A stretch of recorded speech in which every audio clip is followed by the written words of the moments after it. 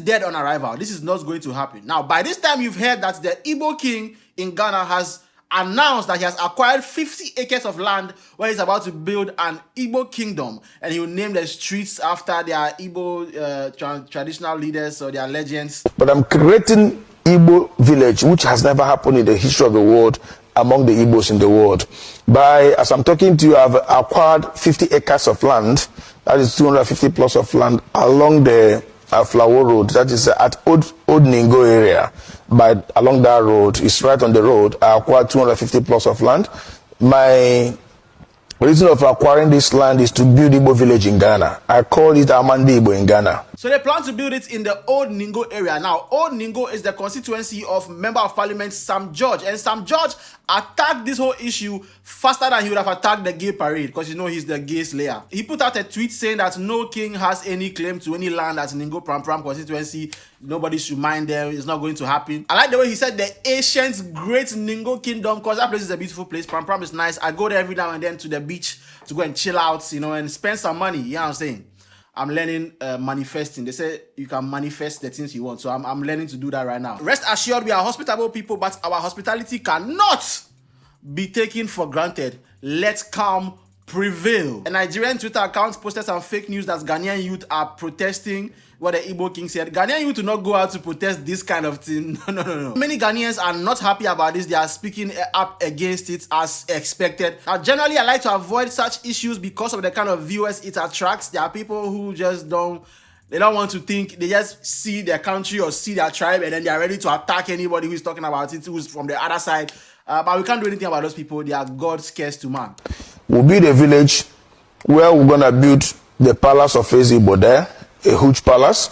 We'll build Igbo town hall there with about 2,000 capacity chairs and 100 rooms guest house. So let's talk about this. Now, I made a video some time ago, maybe 2 or 3 years ago, and it was about Ashantis. It was an issue about tribalism in this country. And in that video, I said that usually, like in this country, most people live together normally. Everything is cool. On a social level, we are all cool. We all talk to each other.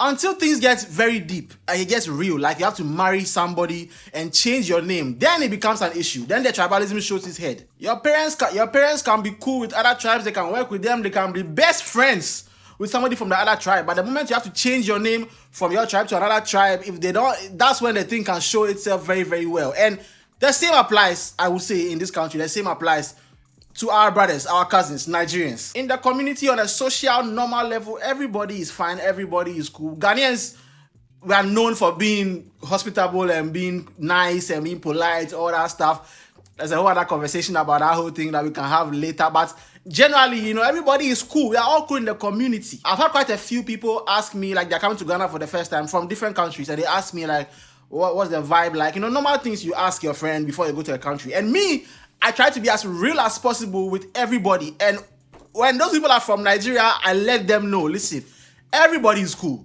Everybody is nice. Nobody has an issue with you until things get real, until it gets deep. And I let them know, if you're planning on renting a house, you might struggle because landlords, a lot of them don't like renting out to Nigerians.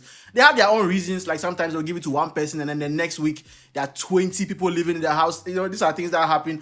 If you ever get in a fight with a Ghanaian, you are going to hear things. Okay, it is what it is. Everything can be calm. You're talking to each other, then an argument will happen, and the moment they hear the accents, everything, you hear the whole thing. What are you doing here? Go back. You people come here. La la la la. You hear all of it. If you're Ghanaian, you've seen this happen. Not many times, but you know, whenever there's that argument between a Ghanaian and Nigerian, you know the things you hear. And all this goes back to the point that in this country, everybody is cool. On a normal level, everybody is cool until things get real. And saying you're about to build a kingdom in another man's country where you're going to name the streets after your ancient people is as real as it gets. In that Igbo village, my good brother, what I want to do there is we'll create streets there.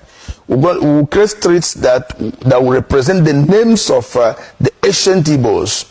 We'll create the street that will bear the name of Sambakwe Street. That's the ex-governor of Imo State.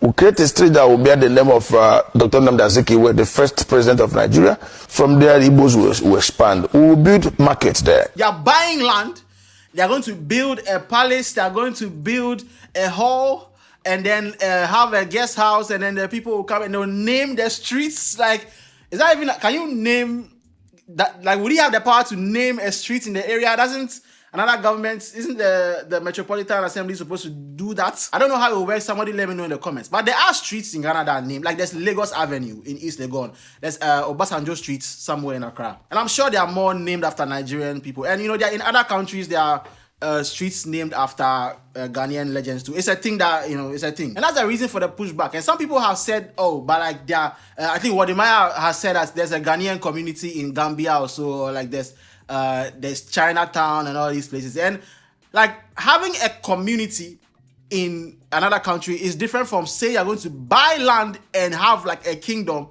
and have an Igbo village in the country where you are going to name the streets after.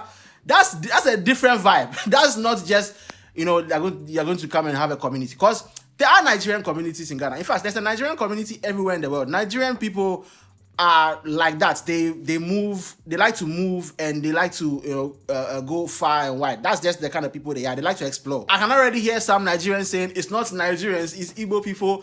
I don't really know the tribal politics in the country. I do know most people.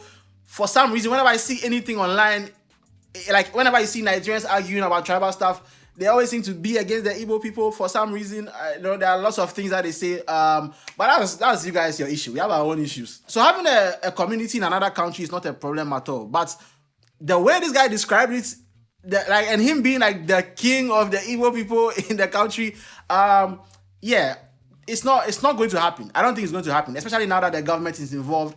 And then now, I saw Headless YouTuber made a video right now about the fact that the chiefs have done a meeting and they're asking who sold the land. And if you know how Ghanaian land sales are, you know that Guy Man has Guy Man. Okay, somebody has collected money and they are not supposed to be the ones to collect the money. Okay, like those vast lands in those places, like where you're going to Pram Pram, there's these huge lands, or even Volta region, there's these huge lands, Eastern region, you see these huge lands.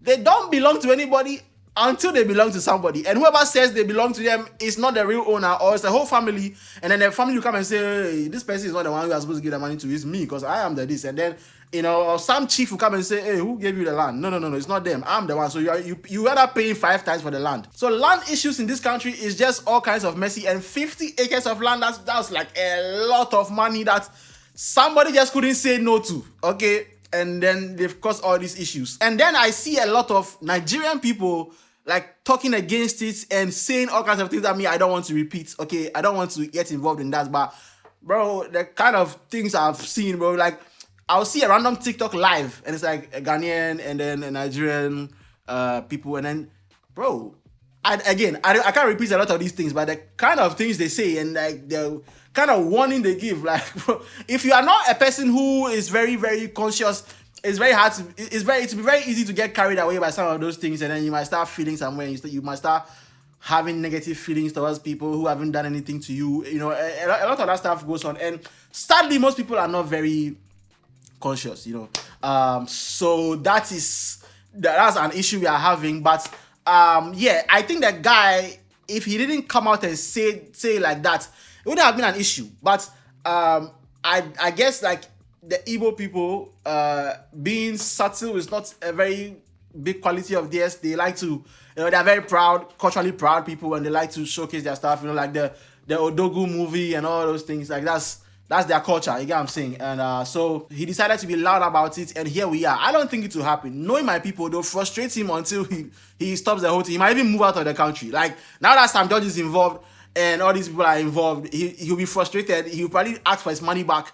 He might not get their money back. So that's the issue. I already hate what the comment section is going to look like in this video. I'd never like doing these things, but I thought I'd just say something about it. I don't think I think the guy has been living in Ghana for a while. He's married to a Ghanaian wife, and so some people are saying that his wife may have been the one who bought the land, which is possible. And of course, whenever these things come up, you have the whole oh, why do you guys hate Nigerians, all that stuff. And for me, I think there's a strong correlation, or maybe not a strong correlation, but a correlation between like your socio-economic position and your perception, that's too much English. The kind of environment in which you experience a foreigner will inform your perception about them. So for me for instance, all the Nigerians I know, we went to school together. I know some people in the tech space, some people in music. I've made friends with some Nigerian YouTubers, and a lot of the times if I want to buy something, I would buy from Nigerians because they have better prices. That's a different different conversation. But other people in different areas might have different experiences. I still will ask you to like and subscribe and hit the notification bell. I will ask you to recommend what you think about this issue, the Igbo King and the Igbo Kingdom. Would you like the Igbo Kingdom? I know some ladies who love it, yeah, because they have easy access to all this Odogu money. So yeah, I like to hear a lady's perspective on this too. Yeah, I don't see them talking. The girls, I don't see them talking about this. Because they are silent for a reason. Because they know. They want all the influx of Odogus to come to the country. They have easy access to all this money. But let me know what you think. I'd like to hear from the Nigerians, especially. I know I have a few of you who watch me consistently. So let me know what you guys think. I know some of you might not be able to share your real thoughts on the comment section. So I understand. Because I've spoken to some people and I don't want to. They can't. Some of the things they've said to me, they can't say it online because their people might beat them. Anyway, I don't love talking about these kind of issues because of the kind of people that it attracts. But say, I really love you guys, and I'll see you guys soon in another video. Sing the song. I will never ever ask you to like and subscribe, but you go fi share my video if you know you're feeling my vibe. People, I go never ever ask you to like and subscribe, but you go fi share my video if you know